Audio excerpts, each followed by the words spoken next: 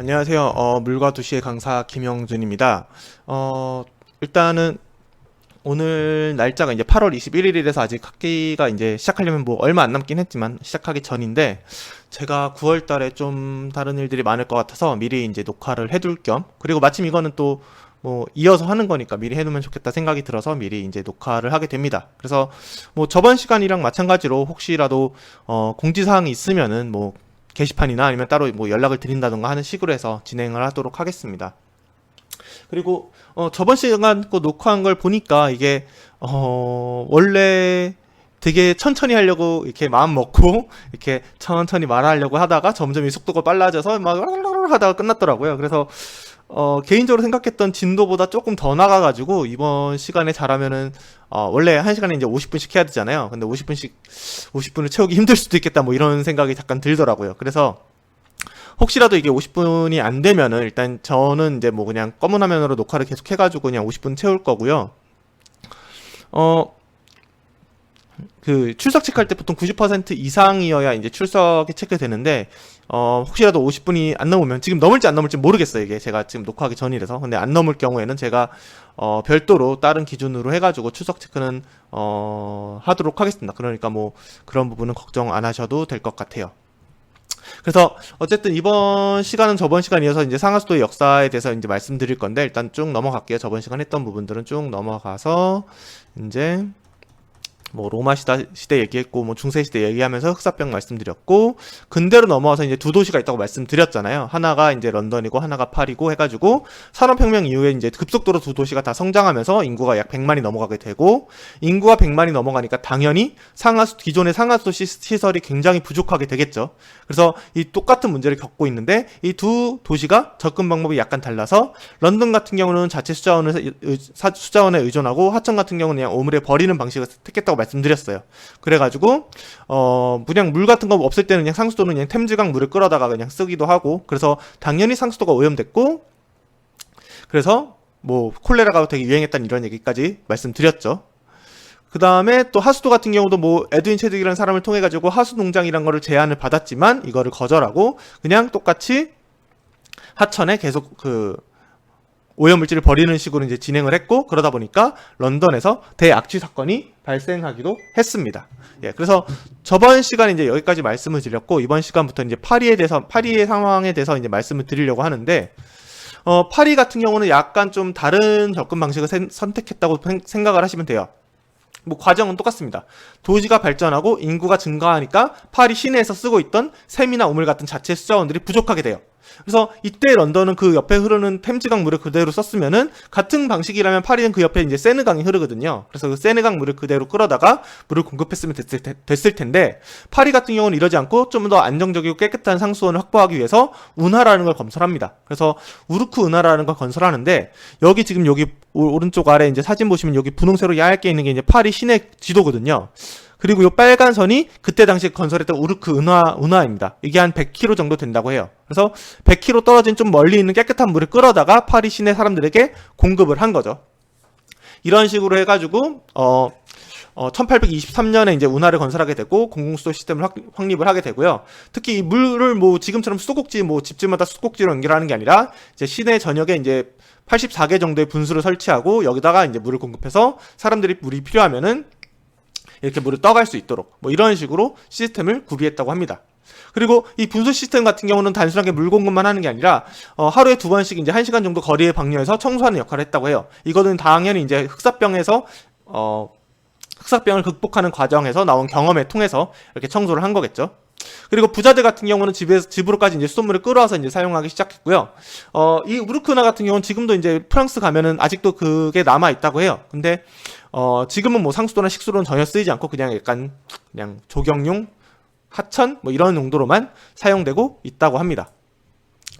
파리 하수도 같은 경우는 이중 처리 구조를 갖고 있는데, 일반적인 하수, 그러니까 우리가 뭐 손 씻고 샤워하고 뭐 빨래하고 이런 것들은 그냥 파리 지하 하수관을 통해서 배출했다고 하고요. 대변이나 소변 같은 게 있는데, 대변이나 소변은 하수관을 통해서 배출하는 게 아니라 오물구덩이를 만들어 가지고 여기 따로 모아서 비료화를 시켰다고 합니다. 이 비료화돼서 된 거를 이제 푸드레트라고 한다고 하는데, 이 푸드레트 같은 경우는 근처에 이제 농장에 보내서 이제 농업용으로 쓰게 된 거죠.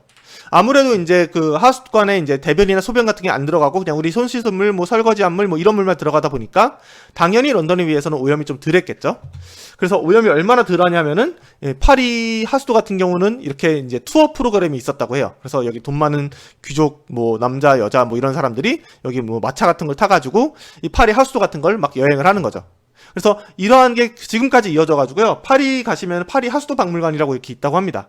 이게 지금은 하수관으로 쓰지 않는데 옛날에 하수관으로 썼던 그 것들 있잖아요. 그런 거에다가 이렇게 박물관을 만든 거예요. 그래서 그런 데 가면은 당시에 뭐 타고 다녔던 이런 차라던가 뭐 이런 것들을 구경할 수 있다고 합니다.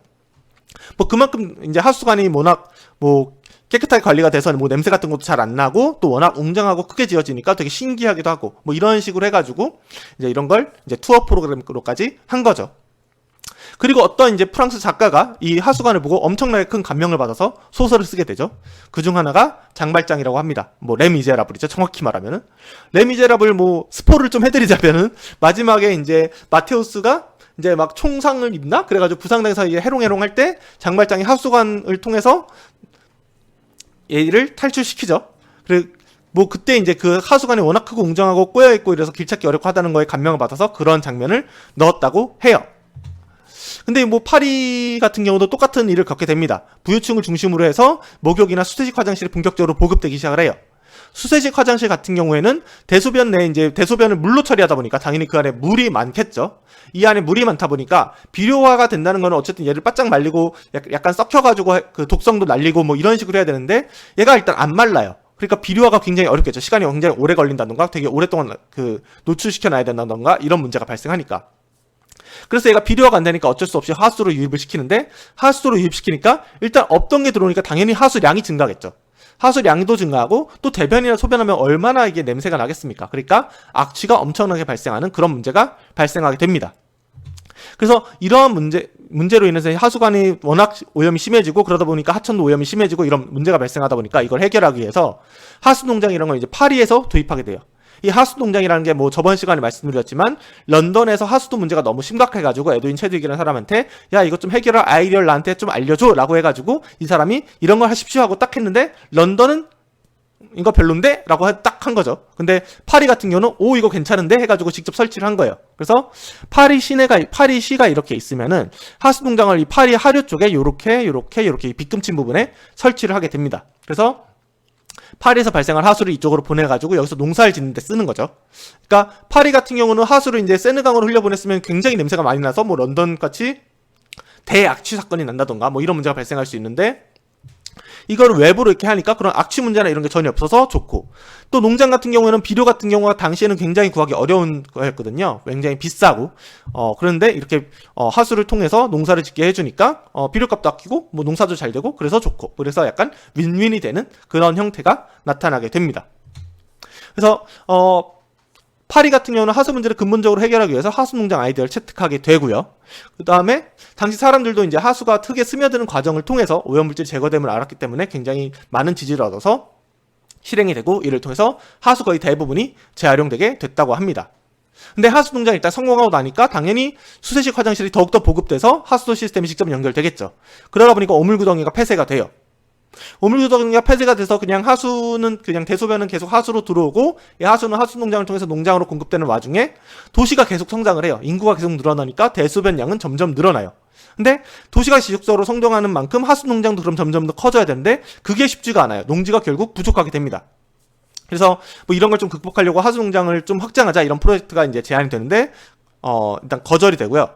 또 하나 이게 결정타를 매긴 게 당시의 비료 같은 경우에는 되게 지금의 우리 철, 구리 뭐 이런 광석이었다고 생각을 하시면 돼요. 그래서 남미 쪽에서 많이 이렇게 캐가지고 비료로 만들어서 썼던 그런 일종의 광물이었거든요.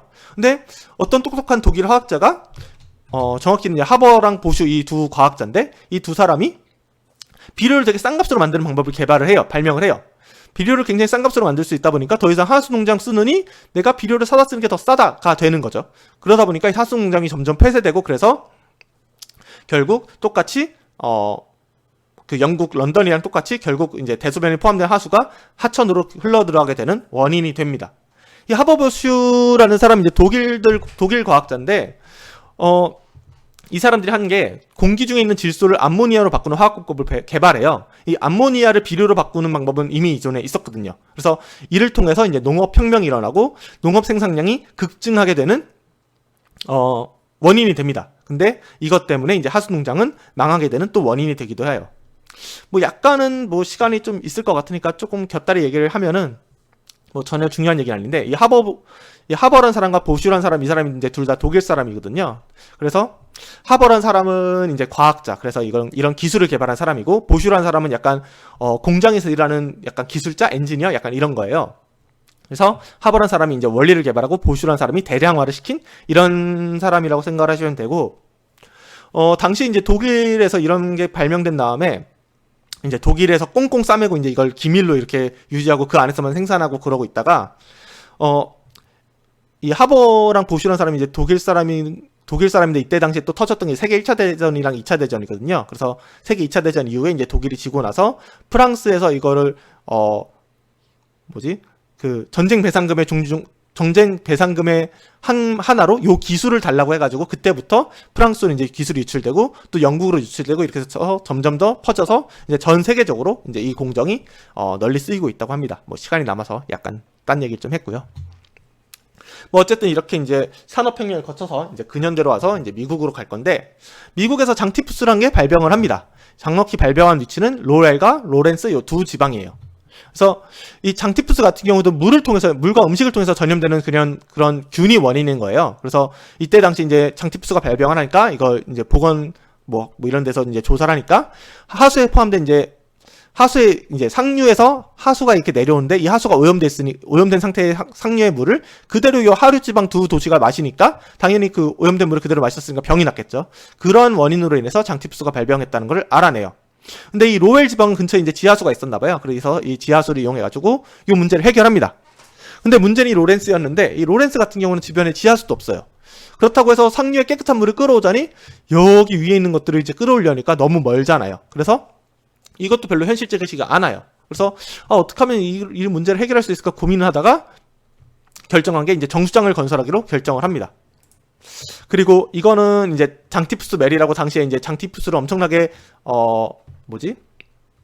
유행시켰던 그런 사람이라고 보시면 되는데, 요즘 뭐 코로나라고 해서 코로나 몇 번 환자 해가지고 몇 번 환자가 뭐 엄청나게 많이 퍼뜨렸네, 거짓말을 했네, 뭐 이런 게 뉴스에 나오잖아요. 마찬가지로 이때 장티푸스가 발병했을 때도 똑같은 뉴스가 나왔던 거예요. 그래서 이 메리라는 사람이 장티푸스균을 엄청나게 퍼뜨려서 많은 사람들이 아프고 죽었다, 뭐 이런 얘기를 하는 건데, 정작 우리 지금 코로나도 무증상자 있잖아요. 이게 코로나에 걸렸는데 증상은 없고, 그래서 나는 안 아프니까 안 걸렸나 보다 하고 막 돌아다니는데 이 사람이 이제 막 퍼뜨리는 거죠. 마찬가지로 이 사람도 장티푸스를 걸렸는데 장티푸스 무증상자였던 거예요. 그래서 원래 이제 요리사나 뭐 어디 가정부리 일하는 그런 사람이었는데, 뭐 이 사람이 가정부리 일하는 그 식구들은 다 장티푸스 늘 걸리니까 이 사람이 의심받아서 조사해보니까 장티푸스 걸렸는데 무증상자였던 거죠. 그래서 결국 뭐 어디 이렇게 갇히게 되고 약간 이런 슬픈 스토리가 있습니다. 더 웃긴 건 이 사람 같은 경우는 죽을 때까지 장티푸스가 보균자지 이제 발병하진 않았다고 해요. 뭐 어쨌든 이 로렌스 지방에서 이제 깨끗한 물을 공급하기 위해서 이제 정수장 건설을 본격적으로 고려를 하는데, 기존에 우리가 이제 물이 깨끗하게 해지는 과정 같은 경우는 이제 자정작용이라는 게 있잖아요. 자정작용이라는 게 이제 자연이 스스로 오염물질을 정화하는 능력인데, 당시 과학자들은 자정작용에 대해서 오타가네. 자정작용이라고 썼는데, 자정작용에 대해서 무한한 신뢰가 있었다고 해요. 그래서 하수를 아무리 오염시켜서 보내도 아무런 문제가 없다고 믿었던 거죠. 그래서 상류에서 아무리 오염된 물이 와도 이게 다 자정작용해서 깨끗해지니까 하류에서 아무런 병이 없을 거다라고 믿었는데, 그러지가 않고 이제 장티푸스가 발병을 하게 됐죠. 그래서 이 하류 지방에서 이를 해결하기 위해서 완속여과 필터라는 걸 개발하기 시작을 합니다. 그래서 미국에서는 이미 유럽에 이제 모래 필터가 있었다는 걸 알고 있고, 그걸 이제 깨끗한 물을 쓰기 위해서 도입하려는 시도가 있었지만 보통 이렇게 잘 성공하지가 않았다고 해요. 왜냐면은 이게 원리를 모르고 뭐 왜 그런지 모르고 이게 통과시키면 깨끗해지더라 그것만 알고 그냥 똑같이 따라했는데 잘 안 되는 거죠. 그래서 일단 이거 원리를 좀 알자 해가지고 본격적으로 보건국 로렌스 시험소에서 이 모래 필터에 대해서 연구를 하기 시작하고요. 이 하수동자에서 흙이 통과한 하수의 수질이 급격하게 좋아진다는 거에 주목해서 얘를 이렇게 연구를 해보니까, 이거의 원리가 물을 이제 모래에 통과시킬 때 모래에 의해서 걸러지는 게 아니라 모래에 붙어 있는 미생물이 얘를 걸러내는 것이라는 게 밝혀져요. 그래서 이 생물막이 이렇게 얇게 이제 깔려져 있는데 이 생물막에서 이제 세균이나 병균을 포획하고 이 포획한 것들이 미생물의 먹이가 되면서 균들이 제거가 되고 그래서 이 통과된 물을 마시는 사람은 이제 깨끗한 물을 마시게 되는 거죠. 그래서 이거에 대해서 원리를 알고 나서 이걸 이제 본격적으로 적용을 하기 시작합니다.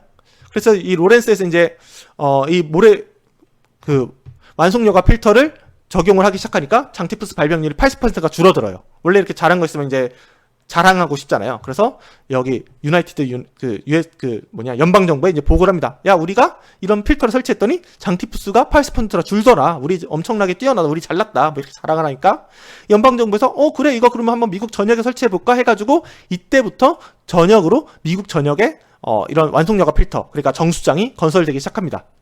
이 건설된 결과로 1900년부터 1947년 사이 기대 수명이 47세에서 63세로 확 거의 20년 가까이 늘어나게 돼요. 그래서 의학의 발전보다 사람들의 평균 수명을 더 늘려준 기술이 이런 정수장 기술, 그러니까 깨끗한 물을 만드는 기술이라고 생각하시면 됩니다. 근데 이 완속여과 필터에도 이제 문제점이 있는데 말 그대로 모래를 엄청나게 해놓고 여기다 물을 통과시키는 거예요. 근데 그러다 보니까 속도가 어마어마하게 느리겠죠. 진짜 그 물을 이렇게 채워놔도 밑에는 똑똑똑 방울방울 떨어지니까 얼마나 속도가 느려요. 근데 그걸 통해서 또 대도시에 물을 공급해야 되니까 엄청나게 많은 물을 처리해야 되고 그러다 보니까 엄청나게 넓은 부지가 필요하게 되는 거죠. 그래서 보시면 이게 이제 완속여과 필터인데 사람들이 이렇게 서서 일하고 심지어 차가 다닐 정도로 엄청나게 넓은 부지를 차지하게 됩니다. 그리고 이게 아무래도 모래에 물을 통과시키는 거다 보니까 물에 이제 찌꺼기나 이런 게 있으면 당연히 모래 사이에 끼겠죠. 그러니까 아무리 관리를 잘해도 이 막힘이라는 게 발생을 해요. 늘 이 모래층이 껴요. 이게 막히면은 잘 통과가 안 되고 그러면 처리하는 양이 떨어지겠죠. 처리하는 양이 떨어지니까 막힘을 발생하면 얘를 한번 청소를 해줘야 되겠죠. 그래서 사실 위에 두 개 사진이 모래 위층에 이제 막힘이 발생하니까 그 위층을 걷어내는 그런 사진들이에요. 이제 청소를 하는 거죠. 주기적으로 이런 청소를 해줘야 되니까 엄청나게 많은 노동력이 필요하게 됩니다. 그리고 모래 필터를 통해서 이렇게 처리하는 거고 미생물이 이렇게 잡아주는 역할을 하긴 하지만 작은 입자가 많은 물 같은 경우는 잘 처리가 안 되고 통과도 많이 되고 이런 문제가 많이 발생했다고 해요. 그래서 이걸 해결하기 위해서 미국의 또 어떤 똑똑한 화학 물질을 개발하는 회사가 어떤 물질을 개발합니다. 근데 이 물질이 신기하게도 이렇게 오염물질이 막 많고 이런 탁한 물질에다가 이 화학 물질을 넣고 싹싹싹 저어주면 얘가 커져요. 그러니까 옛날에는 모래를 통해서 엄청나게 작은 물질, 여기 있는 요 작은 물질들을 걸러줬어 했는데 이제 이렇게 화학 물질을 착착착 섞어주면 얘가 커지니까 이제 이 커다란 물질만 걸러주면 되는 거죠. 이 커다란 물질만 걸러주면 되니까 옛날에는 엄청나게 작은 모래들을 써서 그 막힘도 많고 그랬는데 이제는 좀 약간 큰 모래를 써도 상관이 없겠죠. 그래서 이걸 바탕으로 해서 급속여과 시스템이 발전하게 됩니다. 그래서 속도가 더 빨라진, 처리 속도가 더 빠른 그런 여과 시스템이 나오게 되는 거예요. 마찬가지로 어쨌든 이 안에 있는 여과 시스템도 완성이 됐는데 또 안에 있는 미생물들이나 이런 통과되는 것들에 대해서도 또 깨끗하게 해야 되잖아요. 그래서 이 미생물을 제거해서 또 깨끗한 물을 만들려고 하는 노력들이 이어지게 되는데 기원 이런 약간 미생물이라는 존재는 몰랐어도 약간 옛날 사람들이 경험을 통해서 물을 깨끗하게 하는 방법은 이미 알고 있었다고 해요. 그래서 기원전 4000년 고대 언어로 이제 물을 끓여 마실 거를 권장하기도 했고 은이나 구리를 첨가하는 것이 병균을 막는 방법 중 하나로 이제 알려지고 또 기원전 6세기 페르시아 같은 경우에는 끓인 물을 꼭 은으로 만든 병에 보관해서 마셨다고 해요. 아무래도 당시에 미생물이나 병균 이런 건 당연히 몰랐겠지만 이렇게 하면은 병에 안 걸리더라라는 걸 이제 경험상 이렇게 알고 있는 거죠. 하지만 이러한 도시로 공급하는 물로 가는 관을 다 끓인 다음에 은으로 해서 할 수도 없는 노릇이고 그러니까 이런 걸로 통해서는 도시로 이제 얘를 공급할 기술이 없는 거였죠. 근데 그러다가 17세기에 이제 네덜란드의 안톤 필립스 판 레이엔후크라는 사람이 현미경이라는 걸 통해서 최초로 미생물을 발견합니다. 그리고 향후 이제 파스테르나 이런 사람들이 이런 미생물들이 병의 원인이 될 수 있다는 거를 알아내요. 그래서 이 얘가 이제 범인은 잡았는데 이 범인을 어떻게 그러면 제거할 건지에 대해서 이제 많은 고민들을 과학자들이 하게 됩니다. 그래서 이런 미생물들을 어떻게 하면 처리할 수 있을까라고 생각했을 때 가장 유력한 후보가 염소였다고 해요. 아무래도 과거 콜레라 발생했을 때 악취 제거를 위해서 염소가 사용된 적도 있고 해가지고 이런 가능성이 이제 인식되었고요. 1902년이 돼서 이제 염소를 이제 연속적으로 물에 투입해가지고 이제 수돗물을 한번 소독을 한 다음에 미생물을 다 죽인 다음에 이제 공급하기 시작을 한 거죠. 근데 바로 이제 사람들에게 적용한 건 아니고요. 제일 처음엔 얘를 젖소한테 먹였다고 해요. 그래서 염소로 얘를 한번 처리를 해가지고 젖소한테 먹여보는데 한 몇 년 동안 먹여보니까 젖소가 건강하고 그래도 잘 살거든요. 그래서 이제 사람이 마시는 물에도 타가지고 소독을 하기 시작을 한 거죠. 그래서 왼쪽 아래 같은 게 이제 최초의 이제 소독 장비라고 하는데 이거는 벨기에에서 만들어졌다고 하고요. 오른쪽 건 뭐냐면은 여러분들 캠핑 좋아하시는 분들 있으실지 모르겠는데 캠핑 용품 중에 이런 알약 같은 걸 팔아요. 그래서 무슨 물이든 요 알약 하나만 넣으면은 이 물이 마실 수 있는 물이 됩니다. 뭐 이런 식으로 파는 알약인데, 그러니까 그냥 물을 마실 수 있는 물로 바꿔주는 그런 알약인데, 이 알약 같은 경우는 주성분이 사실 염소 덩어리거든요. 그래서 얘를 딱 넣으면 물 안에 염소가 쫙 퍼지면서 염소가 이제 안에 있는 미생물들을 다 이렇게 죽이는 역할을 하니까 얘가 이제 미생물들이 다 죽고 이 물이 이제 마셔서 당장은 뭐 큰 탈이 안 나는, 뭐 마셔서 뭐 배탈이 나거나 그러지 않는 물이 되는 거죠. 뭐 이런 식의 염소가 아직까지 사용되고 있습니다. 물론 뭐 지금 우리가 마시는 수돗물에도 당연히 염소가 처리되고 있어요. 그래서 어쨌든 이러한 과정을 통해서 우리가 현재 마시는 이제 정수장 시스템이 완성이 되는데, 뭐 수처리 과정에 대해서는 이제 다음 시간에 좀 더 자세하게 말씀드릴 거고요. 어쨌든 우리가 물을 퍼가지고 뭐 한 다음에 여기 여과를 시키고 염소를 시킨 다음에 우리한테 공급하는 요런 현대 정수장 시스템, 지금도 우리가 쓰고 있는 정수장 시스템이 이때 사실상 완성이 됐다고 생각을 하시면 될 것 같아요. 다음으로 이제 하수도 얘기를 할 건데, 하수도 얘기를 하기 전에 먼저 이제 인공비료 발명으로라는 여파를 좀 더 말씀드리면은, 인공비료가 발명이 되면서 비료 가격이 하락을 합니다. 비료 가격이 떨어지니까 더 이상 하수 농장을 굳이 농민들도 하고 싶지 않은 거예요. 뭐 성능 좋고 값싸고 냄새도 안 나는 비료가 있는데 굳이 내가 남들이 싼 똥과 오줌을 해서 농사를 지어야 되느냐, 뭐 이런 문제가 생기죠. 그래서 하수 농장이 더 이상 운영이 안 되니까 대소변에 섞인 하수를 이제 하천 방류 말고는 대안이 없어져요. 그래서 얘를 하천으로 열심히 방류하다 보니까 당연히 상류에서 방류된 하수가 하류에서 이제 물을 마시는 사람들에게 당연히 위협이 되겠죠. 뭐 앞에 말씀드린 장티푸스 사례 같은 경우도 그런 거고요. 그래서 이 하류에 있던 사람들이 이제 새로운 급수원을 찾거나 이제 정수장을 건설하면서 이러한 문제를 이제 해결해 나가려고 하고는 있습니다. 근데 그래서 뭐 당장 마시는 물에는 하천에 뭐 대소변이 많이 섞이고 이런 거가 크게 영향은 없어졌는데, 하천에서 악취가 나는 문제가 여전히 큰 문제였던 거예요. 그래서 공공 이익을 위해서는 이제 하수처리, 그러니까 특히 이런 하천에서 악취 나는 문제를 해결하기 위해서는 하수처리가 필요하다라는 거에 대한 공감대는 형성이 됐는데, 다른 이슈들, 뭐 당장 우리가 마실 물이 깨끗하지 않아서 문제인데 언제 우리가 뭐 악취 문제부터 해결해야 되느냐, 뭐 약간 이런 우선순위에서 밀리는 문제, 뭐 이런 것 때문에 하수 처리가 점점 좀 상수 처리에 비해서는 많이 좀 늦어지고 뒤로 밀리는 그런 경향이 있습니다. 그래서 가장 대표적인 사례 중 하나가 이제 시카고 사례인데, 이제 이게 미시건 호수고요. 왼쪽 위에 사진을 보시면 미시건 호수고, 요게 시카고 강이고, 시카고가 여기 하류에 있는 도시, 요렇게 도시가 있어요. 그래서 이 시카고가 여기 이제 있는 도시인데, 여기 시카고 사람들이 이제 미시건 호수 물을 퍼다가 마셨단 말이에요. 근데 강이 이렇게 흐르잖아요. 그러니까 내가 대변 소변 보고 손 씻고 한 이런 하수들이 하천에 갖다 버리면은 우리가 마시는 미시건 물로 다시 미시건 호수로 다시 들어가겠죠. 그럼 우리가 미시건 호수 물을 다시 퍼서 우리가 또 쓰고 마시고 먹고 마시고 즐기고 뭐 싸고 한 다음에 또 미시건 호수로 가고, 약간 내가 버린 하수를 내가 마셔야 되는 약간 이런 굉장히 기분 나쁜 상황이 벌어지게 되는 거죠.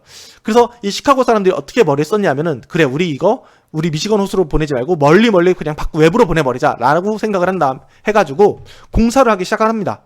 일단 여기 그 댐으로 막아서 물이 이쪽으로 흐르지 않게 막아요. 그 다음에 운하를 이렇게 길게 파가지고 저 아래에 있는 미시시피 강이랑 연결시켜 버립니다. 그러면은 이제 여기 이제 시카고 사람들이 사는데, 여기 미시건 호수에서 물을 쓰고 마셔도 얘가 미시건 호수로 흘러가는 게 아니라 하류에 있는 미시시피 강으로 흘러가니까 우리는 계속 깨끗한 물을 마시고 더러운 건 저 밑으로 보내고, 그러니까 우리는 행복하게 살 수 있죠. 그래서 이런 식으로 운하 건설을 하는데, 당연히 이 하류에 살던 사람들은 이제 난리가 났겠죠. 여기 세인트루이스 지방인데, 세인트루이스 지방은 당연히 이제 뭐 항의를 하고 그 연방법원에 이제 고소를 합니다. 얘네 이런 거 건설하게 하는데 못하게 해주세요라고 해요.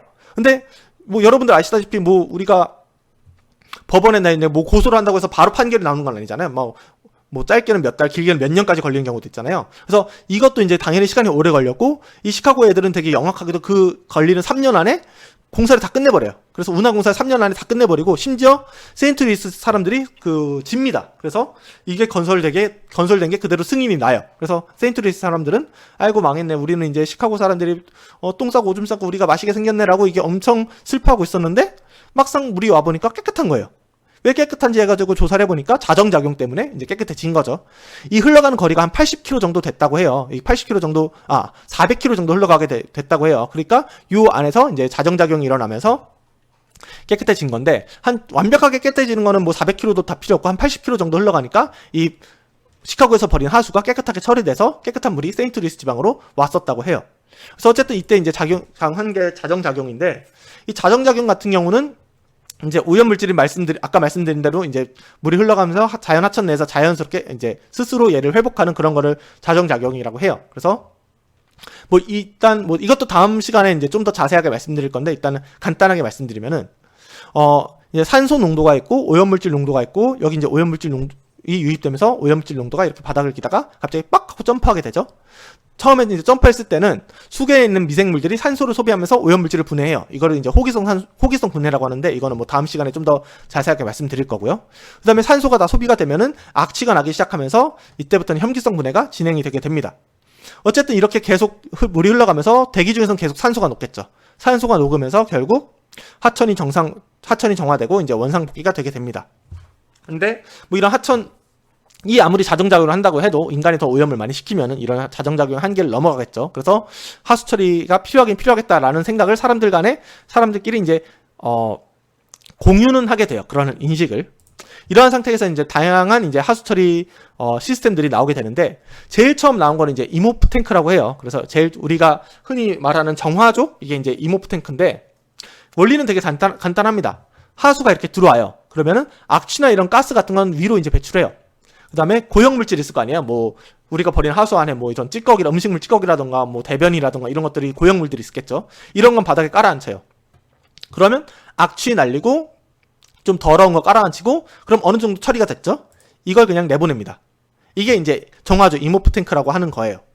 그래서 칼 이모프라는 사람이 이제 개발해가지고 이모프 탱크라고 하는 건데, 이게 당연히 뭐 하수 들어온 거 가스 날리고 고용물들 가라앉혔다고 해서 얘가 얼마나 깨끗해봤자 깨끗하겠어요. 그래서 사실 처리 효율 같은 경우는 별로 높진 않다고 해요. 그래서 주로 이제 설치된 게 이제 해안가에 있는 도시들. 그래서 여기서 나온 상층수를 바다 멀리, 그래서 뭐 냄새 안 나게 약간 이렇게 보낼 수 있는 해안가 지방에서 많이 설치가 됐었다고 하고요. 이거에서 좀 더 이거 다음에 이제 또 나온 게 이제 단속 여과 필터인데, 이 단속 여과 필터 같은 경우는 이제 내륙 지방에서 하수를 처리하기 위해서 나온 거예요. 이거는 이제 옛날에 이제 하수 통장에서 이제 하수를 처리했었다고 말씀드렸잖아요. 이거를 좀 더 발전시킨 그런 형태인데, 하수 농장 같은 경우에는 농사 짓는 김에 하수 처리를 하는 거잖아요. 그래서 조용 토양에다가 농작물 심고 여기다 이제 하수를 넣는 거다 보니까 아무래도 속도가 느릴 수밖에 없겠죠. 그리고 이 하수에 있는 영양 성분을 이 농사에 짓는데 이용해야 되니까 무조건 하수를 엄청나게 많이 퍼부었어요. 근데 이 단속 여과 필터 같은 경우에는 하수 농장을 이제 개량한 건데, 이거는 뭐 농사 다 이런 거 다 필요 없고 오로지 나는 하수 처리만 하겠다라고 생각하고 한 거예요. 그래서 뭐 당장 물이 쫙쫙 빠지는 게 중요하다 보니까 뭐 좋은 토양 뭐 이런 거 필요 없고 그냥 모래나 자갈만 쫙쫙 깔아요. 그럼 물이 훨씬 잘 빠지겠죠. 물이 훨씬 잘 빠지니까 하수 처리 속도가 늘어나겠죠. 그리고 이 단속 여과 필터를 운영하는 데 있어서 너무 많이 부으면은 효율이 떨어지기 때문에 산소 유지를 위해서 조금씩 천천히 하수를 부어주는 식으로 처리를 하게 됩니다.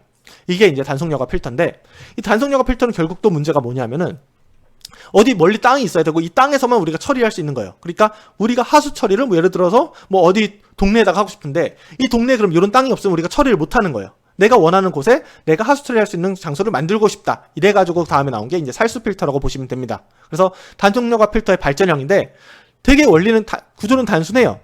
그냥 콘크리트 박스 안에 단속 여과 필터를 설치했다고 생각하시면 되는데, 더 단순하게 말씀드리면은 이 모래 필터랑 같은 거라고 생각을 하시면 돼요. 그러니까 콘크리트 박스를 넣고 거기다 이제 단속 여과 필터에서 어떤 모래나 자갈 이런 걸 가득 채우고 밑에서 처리된 하수를 빼는 그런 구조였던 거죠. 그래서 뭐 해당 지역의 토지 종류와 상관없이 이제 효율이 좋은 모래나 자갈을 그냥 채워가지고 쓰게 되고요. 그 다음에 하수를 위해서 부어주는 식으로 해서 처리하게 되는 거죠. 그래서 하수를 뿌리면 여기 자갈이나 모래 표면에 이제 생물막이 형성돼서 이 미생물들이 하수를 처리하는 그런 구조를 이용한 게 살수 필터입니다. 그 다음에 이거랑 약간 결을 달리해서 이제 활성 침전법 혹은 활성 슬러지법이라고 하는 게 있는데, 아까 요 자정작용에서 산소가 많을 때 이 산소를 이용해가지고 미생물들이 뭐 오염물질을 처리한다고 말씀드렸잖아요. 그래서 이거를 이거를 발전시켜서 약간 이렇게 자연에서 발생하는 자정작용을 이제 응용한 거예요. 어쨌든 우리가 산소만 있으면 얘가 처리를 하더라. 그러면 산소를 계속 불어넣어주면 미생물들이 알아서 계속 얘를 처리하지 않을까라고 해가지고 이제 수조에다가 하수를 넣고 여기다 산소를 계속 불어넣어줘요. 산소를 계속 불어넣어주면은 이 산소를 이용해서 오염물질 처리하는 미생물들이 계속 오염물질 처리하겠죠. 이렇게 수조 안에서 자정작용 일으키는 방법을 활성 슬러지법 혹은 활성 침전법이라고 합니다. 그래서 공기방울로 배속 산소를 공급해줌으로써 이제 하수를 처리하게 되는 그런 방법이고요. 그 다음에 이렇게 죄송합니다. 이게 하수를 보내주면 이제 바로 이렇게 처리하면 또 효율이 떨어지니까 앞에 침전을 시킨 다음에 처리를 하고 다시 한번 침전을 시켜서 이제 외부로 방류하는 뭐 이런 식의 구조로 이용이 되는 그 하수 처리 방법인데, 지금 우리가 사용하는 하수 처리장에서 가장 많이 쓰이는 방법이라고 생각을 하시면 돼요. 그래서 실제 가보면은 이런 식으로 처리를 합니다. 이게 부글부글 하는 게 계속 산소를 불어넣어줘가지고 얘가 산소가 공기방울이 올라오면서 얘가 부글부글해 보이는 거예요. 뭐 이런 식으로 처리하는 거를 활성 침전법이라고 합니다. 근데 어쨌든 이런 기술들은 나왔는데 당시에 이제 사람들이 하수 처리가 필요한가에 대한 그런 인식이 굉장히 낮았어요. 오히려 되게 부정적인 사람도 많았고요. 당시에는 뭐 아직 뭐 물놀이, 수환경, 환경보 이런 거에 대한 개념이 전혀 없는 상태에서 오로지 우리 마시는 물만 안전하면 된다. 약간 사람들의 생각이 이랬던 거예요. 그래서 심지어 어떤 사람 같은 경우에는 상수 처리에 투자하는 1달러는 하수 처리에 투자하는 10달러보다 더 효과가 좋다라고 이야기를 하기도 했다고 합니다. 뭐 지금 우리의 관점에서는 약간 이해가 안 되지만 당시에는 오로지 마시는 물의 안전만 중요하다 보니까 이런 이야기를 했던 거죠.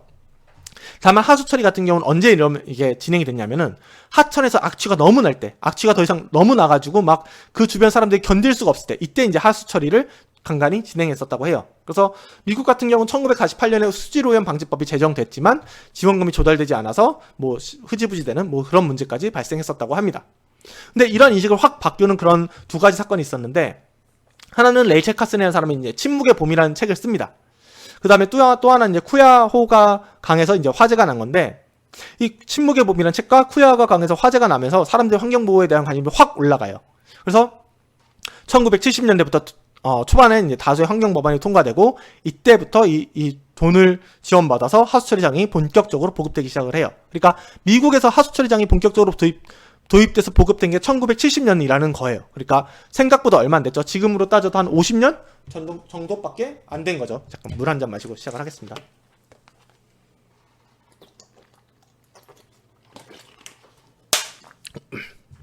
어쨌든 뭐 미국 같은 경우에도 뭐 하수처리장이 보급된 게 이렇게 얼마 안 됐다. 뭐 그리고 우리나라 같은 경우도 하수처리장이 보급된 게 우리나라가 88 올림픽을 했잖아요. 그래서 88 올림픽을 할 때 약간 국가적으로 약간 이렇게 우리가 선진국가처럼 보여야 된다, 약간 이런 흐름이 있었다고 해요.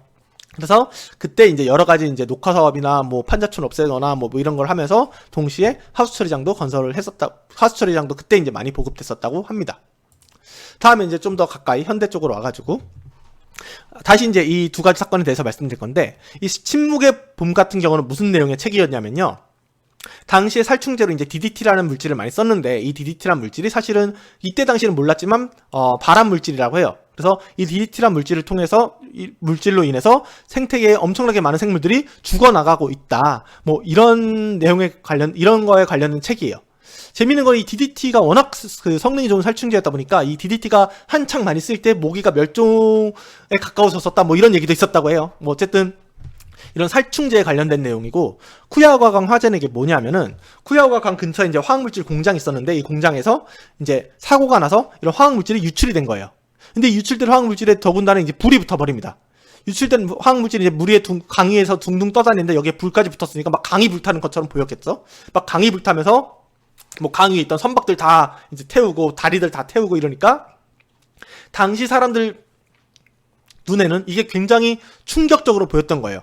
이게 너무 충격적으로 보이면서 당시에 이제 환경부에 대한 인식이 확 올라감과 동시에 이 원인 물질을 살펴보면은 침묵의 봄 같은 경우 사람이 만든 화학 물질인 농약이 이제 자연에 이제 영향을 주고 동물을 죽인 거고, 이 쿠에아가강 같은 경우에도 인간이 유출시킨 화학 물질이 불이 붙으면서 발생한 사건이잖아요. 그래서 이 화학 물질에 대한 화학 물질이 정말 위험하구나, 이런 거에 대한 인식이 확 올라가게 됩니다.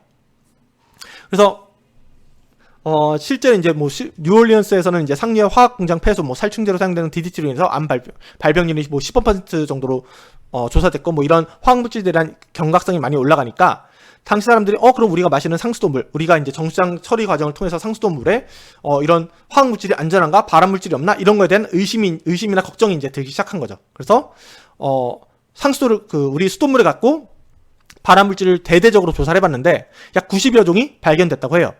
특히 이제 뭐 발암 물질이 뭐 여러 가지 이런저런 건 많이 있었는데, 다른 발암 물질에 비해서 클로로포름이 농도가 약 100배 정도 높았다고 해요. 그러니까 얘만 유독 많이 나오니까 좀 이상하게 느꼈겠죠. 그래서 이게 왜 이렇게 많이 나오나라고 이제 여러 과학자들이 조사를 했는데, 네덜란드 화학자인 요하네스 루크가 염소 소독 과정에서 클로로포름이 만들어진다는 걸 발견을 해요. 그러니까 간단히 말씀드리면은, 우리가 물에서 이 미생물을 없애려고 이제 염소 소독을 하잖아요. 뭐 지금도 하고 있어, 이거는. 염소 소독을 하는데, 이 염소 소독을 하는 과정에서 부산물로 발암 물질이 만들어지는 거예요. 그러니까 우리가 이제 염소 투입량과 안정성을 따졌을 때, 염소를 많이 투입하면 당연히 미생물들이 다 죽으니까 생물학적 안정성은 당연히 올라가겠죠. 우리가 뭐 물을 마시고 무슨 병에 걸려서 뭐 병균 때문에 뭐 이런 피해를 받거나 뭐 이런 가능성은 점점 없어지겠죠. 대신에 염소 투입량이 점점 늘어나면은 발암 물질이 점점 더 많이 생기니까 화학적 안정성은 떨어지겠죠. 그렇다고 우리가 화학적 안정성, 그러니까 발암 물질을 덜 만들자고 염소를 조금 넣기 시작하면은 당연히 뭐 발암 물질은 안 생기겠죠. 대신에 발암 물질은 없지만 미생물들이 그대로 살아서 우리의 장까지 오니까 당연히 우리가 병에 걸릴 확률이 올라가겠죠. 뭐 이런 딜레마가 염소의 딜레마라고 하는데, 그래서 이런 딜레마에 빠지게 됩니다. 그래서 이런 거에 균형을 잘 맞추기 위해서 이제 수질 기준이 나오게 되고, 그래서 적정량의 염소만 넣도록 이제 법적으로 규제를 하게 되는 거죠. 그래서 뭐 지금 우리가 이제 뭐 정수장에 처리할 때는 이런 얘에 대한 그러니까 생물학적 안정성, 그러니까 세균에 대한 기준도 있고 발암 물질, 화학적 안정성을 고려한 이런 기준도 둘 다 있어요. 그래서 둘 다 만족시켜야 우리가 수돗물로 공급돼서 그 물을 뭐 마시거나 요리할 때 쓰거나 뭐 이렇게 하고 있거든요.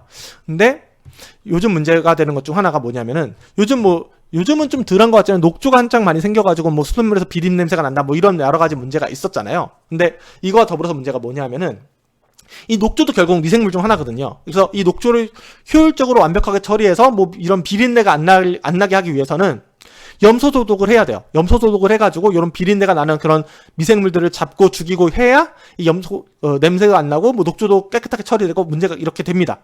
근데 녹조가 많아지니까 점점 염소 소독을 많이 하겠죠. 염소 소독을 많이 하니까 발암 물질이 많아지겠죠. 그래서 녹조로 인해서 염소 소독을 많이 하다 보니까 수돗물에 발암 물질이 많아져서 문제가 되고 있다. 그래서 수돗물이 비상이다. 뭐 이런 뉴스 기사까지 나오게 된 거예요. 물론 우리가 실제 이제 상수도에서 가면은 이게 수질 기준에 맞춰서 처리를 하기 때문에 문제가 생길 가능성은 사실상 거의 없긴 하거든요. 근데 어쨌든 녹조가 더 많이 발생해서 문제가 심각해지면은 요게 넘을 가능성도 있으니까 이런 거에 대해서 문제 제기를 한 거죠. 여기 보면은 좀 뭐 환경부 같은 경우는 기준치 이하라서 문제가 없다라고 하고, 전문가 같은 경우는 장기간 섭취 시 문제가 생길 수 있어라고 이렇게 얘기를 하는데, 다음 시간에 이것도 뭐 말씀드릴 건데, 일단 제가 공부한 제 개인적인 의견이라고 하기에는 좀 객관적인 결론인 것 같아서, 장기간 섭취해서 문제가 생길 수 있다고 하는데, 일단 수질 기준만 맞추면은 가능성 거의 없다고 생각을 하시면 돼요, 이거 같은 경우에는. 그래서 생각보다 우리 수돗물이 안전하다, 뭐 이런 거를 뭐 다음 시간에 이것도 다음 시간에 이제 말씀을 드릴 거고요. 어쨌든 이렇게 염소 같은 경우는 이제 발암 물질을 발생을 시키니까 얘를 쓰지 말자라가 하면은 되게 편한데, 사실 염소 같은 경우는 또 소독을 시키는 데 있어서 굉장히 유용하고 대체 불가능한 그런 물질 중 하나예요. 그래서 이유가 한 3가지 정도가 있는데, 첫 번째는 이 염소가 물속에 남아서 세균에 다시 오염되는 걸 방지해주는 역할을 합니다. 이걸 보통 잔류염소라고 하는데, 우리가 염소를 10을 넣었다고 해요. 그러면 당장 수돗물에 있는 뭐 미생물이 3이 있으면 3은 뿅뿅뿅 하고 없어지고 염소가 7이 남겠죠. 염소가 7이 남으면 이 7이 이제 어디 날아가서 사라지는 게 아니라 계속 수돗물 안에 남아있어요. 계속 수돗물 안에 남아있다가 혹시라도 뭐 상수도로 이제 어떤 뭐 틈이나 뭐 이런 걸 통해서 세균이 들어오게 되면은 걔를 이제 막아주는 역할을 하는 거죠. 그러니까 일종의 예비군 같은 역할을 이 잔류염소가 이제 그 수돗물에 남아서 한다고 생각을 하시면 돼요. 그 다음에 이제 미생물의 군집 형성을 방지한다고 했는데, 우리 뭐 욕조에 물 받아놓고 좀 오래 냅두면 물 주변이 미끌미끌해지지 않아요. 이게 미끌미끌해지는 게 결국 미생물의 군집이 형성돼서 이제 미생물들이 자라서 이렇게 형태를 이루어서 뭐 이렇게 집 짓고 이래서 그래서 미끌미끌한 거거든요. 근데 이 염소 같은 경우는 그런 걸 막아주는 그런 역할을 합니다. 그리고 마지막으로 이제 그 납관 내벽을 코팅하는 효과가 있어서 납 유출을 방지한다고 하는데, 일단 이거 같은 경우는 우리나라에는 해당 사항이 없어요. 왜냐면 우리나라는 상수관으로 납관을 쓰고 있지 않기 때문에. 근데 옛날에 이제 상수를 설치한 이제 미국 같은 경우에는 옛날에 쓰던 납관이 그대로 쓰이고 있는 경우가 종종 있거든요. 근데 여기 같은 경우도 이제 그냥 이제 염소가 없는 물을 흘려보내주면은 이제 납이 유출돼서 뭐 이렇게 독성 성분이 나올 수 있는데, 이런 염소가 이렇게 코팅해주는 역할을 해서 납 유출을 막는 그런 역할을 하기 때문에 뭐 이런 염소 소독을 안 할 수가 없는 그런 상황인 거예요. 다만 염소 대체 화학물질로 이제 오존이나 UV 소독 이런 것들이 쓰이기도 하는데, 오존 같은 경우는 독일에서는 소독약으로 사용하고 있어요. 이거 같은 경우는 문제가 잔류 효과가 없고 특정 화학물질을 만나면 마찬가지로 발암물질을 생성한다는 그런 문제점은 뭐 동일하게 있습니다. 그리고 UV 램프 같은 경우에는 각종 소형 정수기 같은 데 많이 사용돼서 운영되고 있어요. 그래서 여러분들 뭐 정수기 같은 데 이렇게 보면은 그 안에 이제 그 UV 램프가 안에 들어가 있다고 생각을 하시면 됩니다. 근데 다만 이거 같은 경우도 똑같이 잔류 효과가 없고요. 투과율이 낮아서 램프 근처만 소독된다고 되어 있는데, 예를 들어서 요렇게 이 램프가 있잖아요. 그러면 요만큼만 소독이 된다고 생각을 하시면 돼요. 그러니까 이 램프 근처에 있는 요만큼만. 예. 여기 있는 물들은 이제 소독이 전혀 안 돼요. 왜냐면 얘가 이제 물을 뚫고 가는 투과율이 굉장히 낮아서. 그래서 굉장히 이 램프를 통해서 소독을 하려면은 관을 작게 만들고 그 주변을 UV 램프를 아예 둘러싸던가, 아니면 UV 램프를 막 엄청나게 많이 설치하던가, 뭐 이런 식으로 해야만 소독이 제대로 되는 그런 단점이 있습니다. 예, 그리고 마지막으로 이제 현재, 그러니까 최근으로 올 건데, 우리가 이제 과학이 발전하면서 점점 작은 물질들을 이제 보기 시작하잖아요. 옛날엔 뭐 마이크로 단위였다가 요즘 뭐 나노 단위까지 보고 뭐 이런 식으로 엄청나게 과학이 발전해서 이제 새로운 측정 장비가 개발되고, 새로운 측정 장비가 개발되다 보니까 되게 조금 있는 물질도, 아주 작은 물질도 우리가 발견하게 되는 거죠. 그래서 또 새로운 측정 장비가 개발돼서 또 수돗물을 한번 또 이렇게 들여다 봅니다. 이게 수돗물을 한번 들여다 보니까 또 새로운 오염 물질들이 우리가 몰랐던 애들이 있는 거죠. 그래서 그런 것들을 이제 통틀어서 이제 신종 오염 물질이라고 하는데, 가장 대표적인 것 중 하나가 이제 PPCP, 아니면 뭐 미세 플라스틱. 미세 플라스틱은 여러분들 많이 얘기 들어보셨죠? PPCP는 뭐냐면은 우리가 먹고 버린 의약품들, 아니면은 우리가 이제 먹었는데 소화가 안 되고 소변이나 이런 걸 통해서 배출되는 의약품들을 보통 얘기를 해요. 그래서 뭐 예를 들어 우리가 어떤 호르몬제를 먹었다. 아니면 호르몬제를 내가 먹다가 귀찮아서 변기물에 넣고 내렸다. 이러면은 이런 것들이 그대로 자연 속에 흘러가서 우리 그 생태계에 이제 영향을 줄 수 있다는 거고요. 이 미세 플라스틱 같은 경우는 뭐 여러분들 많이 들으셨겠지만 뭐 어디 플라스틱 되게에서 떨궈져 나가서 작아진 것도 있는데, 여러분들 쓰시는 화장품이나 뭐 아니면 뭐 치약 뭐 이런 데도 미세 플라스틱이 들어가 있는 제품이 있거든요. 뭐 그런 데도 있는 것도 있고요. 아니면 뭐 이런 옷들 이제 이 요즘 뭐 천연 소재 뭐 양털로 만들고 이런 게 아니라 뭐 합성 섬유로 많이 만들잖아요. 근데 그 합성 섬유란 게 결국 석유로 만든 거고, 이 석유로 만들었다는 거 결국 플라스틱이랑 성분이 크게 다르지 않다는 거거든요. 그래서 여기서 만약에 우리가 빨래를 하면은 어쨌든 빨래를 하면 이 섬유 성분 중 끄트머리가 약간씩 떨어져 나가거든요. 이런 것들이 또 자연 속에 나가서 미세 플라스틱과 같은 역할을 하게 됩니다. 근데 이런 신종 오염물질 중 가운데서 이제 가장 뭐 유명하고 가장 문제가 많이 되고 가장 널리 알려진 게 이제 내분비계 교란물질, 뭐 우리가 아는 말로 이제 환경호르몬이라고 하거든요. 이 환경호르몬이라는 게 사실 뭐 일본식 표현이라 가지고 보통 이제 정식 표현은 이제 내분비계 교란물질인데, 뭐 우리 입에는 환경호르몬이라는 입이 착착 붙어가지고, 어쨌든 이런 물질이 이제 신종 오염물질로 가장 유명한데, 이 환경호르몬이라는 게 환경호르몬, 그러니까 내분비계 교란물질이라는 게 뭐냐면은 우리 몸이란 게 호르몬을 통해서 이제 조절이 되잖아요. 뭐 예를 들어서 뭐 호르몬이란 게 우리가 뭐 동공이 커져야 될 때 동공 커지세요 하고 이게 신호를 보내주면 우리 동공이 커진다던가, 이런 약간 스위치 같은 역할을 이제 호르몬들이 하는데, 환경 호르몬은 이 호르몬이랑 비슷하게 생긴 거예요. 거의 똑같이 생긴 거예요. 그래서 우리 뭐 뇌에서 호르몬 이렇게 스위치 온 뭐 이렇게 명령을 안 했는데도 우리 몸에 환경 호르몬이 들어오면은 동공 커져라 계속 이렇게 명령을 내리는 거예요. 그러니까 뇌에서 동공이 커지라고 명령을 하지 않았음에도 불구하고 우리 동공이 커지게 되는 거죠. 뭐 이런 식으로 하는 게 뭐 어떤 다른 게 있냐면은 인간에게는 아직 뭐 이게 유해할 정도로 뭐 양이 많다던가 이게 영향을 끼쳤다던가 이런 연구 결과는 사실 없다고 해요. 그래서 이게 실제 인간에게 위험하다 위험하지 않다라는 거에 대해서는 아직은 좀 논란이 있는데, 근데 우리는 인간이고 독한 인간이고 자연계에 사는 이런 물고기들, 생물들 이런 애들은 약하거든요. 그래서 우리가 뭐 먹다 버리는 에스트로겐 뭐 이런 성 관련된 화학 물질 환경 물질 같은 게 이제 뭐 물고기 같은 게 먹으면은 갑자기 암컷이 수컷으로 바뀐다던가 뭐 이런 식의 문제가 발생하게 됩니다. 그러니까 여성을 나타내는 호르몬들이 계속 작용을 해서 수컷을 암컷으로 바꾸게 되고 약간 이런 문제를 발생시키는 거죠. 어쨌든 이러한 것들을 이제 어쨌든 뭐 나가기 전에 제거를 해야 되는데 기존 하수 처리 시스템 같은 경우에는 이런 걸 제대로 처리할 수 있는 그 기능이 사실상 없어요. 왜냐면 기존 하수 처리 시스템의 목표는 하천에서 악취가 안 나고 물고기들 죽지 않고 약간 이런 걸 목표로 처리를 하고 있다 보니까 그 하수 내에 있는 그런 약간 커다란 물을 썩게 하는 그런 물질들만 제거하고 약간 녹조 발생시키는 물질 제거하고 약간 이런 데 집중돼 있고 이런 되게 작게 있는 미세한 화학 물질을 처리하는 데는 별로 이렇게 처리 시스템이 사실상 없거든요. 뭐 마지막 염소 소독을 통해서 이런 것들이 일부 제거되긴 하지만 또 염소 소독을 너무 많이 할 경우 이제 잔류염소가 또 생태계에 악영향을 미칠 수 있어서 당장 하수 처리 시스템에서는 이런 걸 좀 잡아낼 수 있는 역할이 좀 약한 상태입니다. 다만 우리가 마시는 물에 있어서는 좀 안정성을 확보하기 위해서 좀 더 좀 고급 기술들을 쓰게 되는데 이런 걸 통해서 이제 고도 상수 처리가 이제 우리 상수도에 이제 도입되게 되죠. 그래서 뭐 이런 것들이 검출되는 양이 굉장히 미미해서 인체에 영향을 미치는 영향이 거의 없다라고 아직까지는 연구 결과에 나오고 있긴 한데 혹시라도 모르니까 이제 고도 처리를 하게 되는데 이 고도 처리에 이제 주로 사용되는 게 분말 활성 탄소나 뭐 오존 발생기나 뭐 멤브레인 이런 것들이 주로 이제 사용이 되게 돼요. 그래서 활성 탄소나 멤브레인 같은 경우는 되게 작은 입자까지 제거할 수 있는 그런 거고요. 오존 같은 경우는 염소보다 더 강한 산화제라고 보시면 돼요. 그러니까 미생물을 더 잘 잡는 이런 화학물질을 더 잘 망가뜨리는 이런 화학물질이라고 보시면 되거든요. 그래서 오존 발생기를 통해서 뭐 이런 환경 호르몬이나 이런 것들을 아예 뼛속까지 분해를 한다던가 뭐 이런 식으로 이제 우리 마시는 물에 있어서는 좀 안정성을 확보하기 위해서 이런 것들이 사용되고 있습니다. 그래서 예, 오늘 준비한 수업은 여기까지인데 일단은 시간이 보통 이제 한 50분 정도 해야 되는데 한 46분이거든요. 그래서 일단 수고하셨고 저는 4분만 더 때우다가 수업을 이제 동영상을 끌 건데 뭐 수업은 일단 여기서 끝났으니까 여러분들 여기서 빠이 하셔도 될 것 같습니다. 네, 다들 수업 들으시느라 고생하셨습니다. 아 근데 진짜 계속 수업을 하면서 말을 자꾸 저는 것 같아가지고 이게 참 그렇다고 끊어서 하기에는 끊어서 해야 되나 편집 기술을 익혀야 되는데 저저번 학기에 다른 수업 제가 강의할 때는 끊어서도 해봤는데 끊어서 하니까 영 이게 맛이 안 살아가지고 그래서 그냥 이어서 쭉 하는데 예 아무튼 이런 스킬은 제가 좀 더 연습을 해가지고 이게 확실히 영상으로 하는 게 느낌이 다른 것 같아요. 강의실에서 하는 거랑은.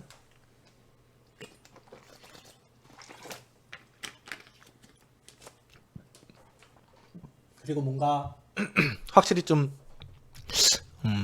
실제 강의실에서 하면은 뭔가 텐션도 막 올라서 막 하는 느낌도 있는데 약간 이렇게 뭐 카메라 앞에서 하려니까 좀 뭔가 잘 안 되는 텐션이 뭔가 재밌는 수업을 하고 싶은데 뭔가 제가 들어도 좀 지루하더라고요. 그래서 그런 데에 대한 고민이 있는데 그럼 막 유튜브들 제가 뭐 여러분들 보시는지 모르겠지만 슈카월드 이런 거 되게 많이 보거든요. 근데 그런 거 보면은 그분은 되게 엄청 텐션 높아가지고 엄청 막 재밌게 이렇게 하시는데 저도 언젠간 그렇게 할 수 있으려나 모르겠네요. 예, 노력하다 보면 될지 모르겠지만 어쨌든 그렇게 할 수 있었으면 좋겠습니다. 네, 좀 덥네. 에어컨 켜야겠다. 이게 또 소리가 마이크 통해서 들어갈까봐 에어컨 같은 걸 또 다 끄고 하니까 약간 덥네요. 뭐 이제 좀 또 시원해지면은 또 그땐 뭐 상관없겠죠? 에어컨 킬 일이 없을 테니까. 어쨌든 네 그렇습니다. 다들 수고하셨습니다.